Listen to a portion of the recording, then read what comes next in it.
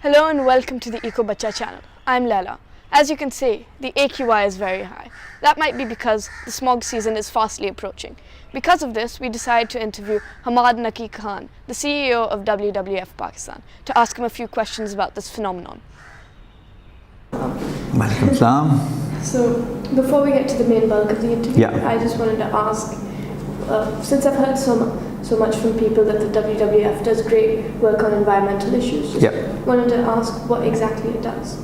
Okay, so first of all, thank you very much, for visiting WWF Pakistan head office in Lahore, and it's an honor to be on your show or program. Okay, so WWF is the largest environmental organization, both globally and also in Pakistan. So we started in Pakistan in 1971, and now at the moment there are more than 300 people working for WWF, and we have offices in 28 cities. As a nature conservation organization, our focus is on conservation of wildlife, freshwater, marine, forest, and then we also work on issues related to climate change, food production and consumption, and also market sustainable financing. So in a nutshell, we are the largest conservation organization in Pakistan, and our strength is our field projects, where we demonstrate good practices, good solutions to protect environment, to protect natural resources, to ensure that the use of natural resources is sustainable. And we work very closely with the local communities. We have program on agriculture, we have program on water, program on oceans, program on mountains, and different species and their habitats. Yes, so I was going to continue on to smog. We've had two smog events, one in 2016 and one in 2017, and we're expecting another one this October. Does the WWF recommend anything for citizens to do and such? Okay, first I think we need to, Lela, we need to understand that what are the causes of smog. I think it's very, it's very easy to blame others and point fingers. I think, as I said, the major causes of smog, particularly in this part of the country, which is like Lahore division and Faisalabad division, there are multiple reasons for that. We can't blame one sector. We can't blame one. It's very difficult to single out, that okay, this is the sector which is responsible for smog. And if you look at, what are these factors? So burning of agriculture residues in this case is the rice stubble, and then obviously the other major source is where we do not manage our waste properly, solid waste. So there are so many instances where we see that still solid waste is being burned. Even in some cases we see dry leaves are being burned. The third factor is the vehicular pollution. The fuel that we use is still not very clean fuel. The vehicles are not properly tuned up. The diesel, particularly the old diesel vehicles and the two-strokes Chingshis and the two-stroke bikes are the major culprit. Another reason is the small and medium enterprise, these SMEs. There are steel furnaces, there are brick kilns, and if you look at the fuel which these small units use, it's like, they use like old tires, they use scrap from textile industry or from other industry, and when they burn it, obviously they don't have scrubbers or a proper emission control equipment. So everything, it just goes into the air. So when all these factors, they combine, and obviously there's mist, there's fog, there's, the temperature is reduced, and we see this smog. Lastly, I think that was terrible, because literally it was not just, the visibility was poor, but it was also that one could feel, if you're breathing and the water is coming from your eyes, and it's quite irritating. So that was where people were really worried about. And I think so. Now that's the major reason of smog. Now your question was what?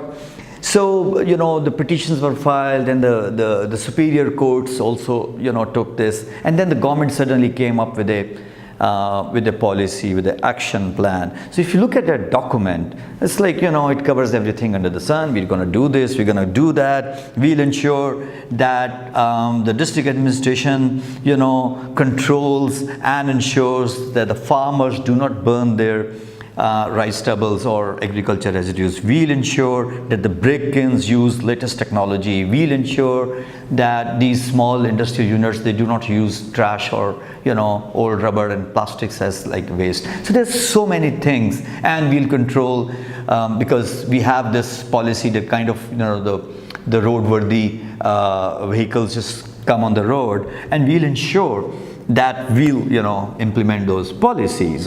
But the enforcement is poor. But this year, as an environmentalist, I'm optimistic because the courts have taken serious action. The government has come up with its policy. The civil society is very active. The media is very well aware, and they're also they've already started highlighting this. So let's see and let's hope that things will be better this season. Is there any way that we can improve air quality? The thing is, I think as a citizen, everybody has to again play its role. So if I own a small steel furnace, so for the sake of my children, I have to ensure the kind of fuel that I use.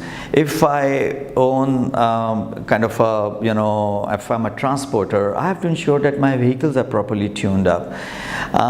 If I have my own farms, or I have relatives or my friends who do farming, I have to spread that message, that it's not advisable, to burn your agri residues or the crop residues. So there's so many things, and then obviously as an individual also help civil society organizations like WWF, in their campaigns, so that they can lobby and they can do advocacy to the government, for strict implementation and enforcement of all the laws. I'm also trying to start an environmental society in my school. Do you have any ideas about what I can do to help the school come up? Okay, I think that's a very important question, Leila. The thing is that you are the future leaders. Your generation, you will be the future policy makers and decision makers of this country. So, and we do realize that as the leading environmental organization. So if you look at our major program, it's school outreach program where we really engage students. So we have also, as an organization, helped schools in setting up of these environmental clubs, nature clubs, or environmental societies. A lot of our fundraising and awareness campaigns, they focus kids. Take the example of Spellathon. We have a Spellathon generation in this country. Spellathon was introduced like 25 years ago, and now there are people who graduated, and now they're professionals, and you meet them and you say, okay, do you know about WWF, and when did you first come to know about WWF? They say, when I was in grade 6 or grade 7, I participated in Spellathon. So Spellathon is a campaign where we provide students with some material, and then they go through that and teachers conduct tests, but that's like a tool to raise awareness. And then we have a green school program. We also help the nature clubs and the environmental societies, in the schools, to do a lot of activities, whether it's wildlife photography, whether it's like educating the less privileged schools, the students in those schools, to spread the message, because you guys, you are lucky because you have access to latest information, latest gadgets, internet. You know about all these issues, and then you also know about you also have access to resources. So there are so many things which students can do to teach and educate other fellow children on spreading this message and doing small steps to reduce one's footprint. And then also we also develop material and other documentaries and programs where for students. So those can also be shown in the meetings of environmental societies and clubs, things, and cleanup campaigns, participating, whether it's a beach cleanup, whether it's a cleanup in a in a mountain area, whether it's cleanup in a park in Lahore.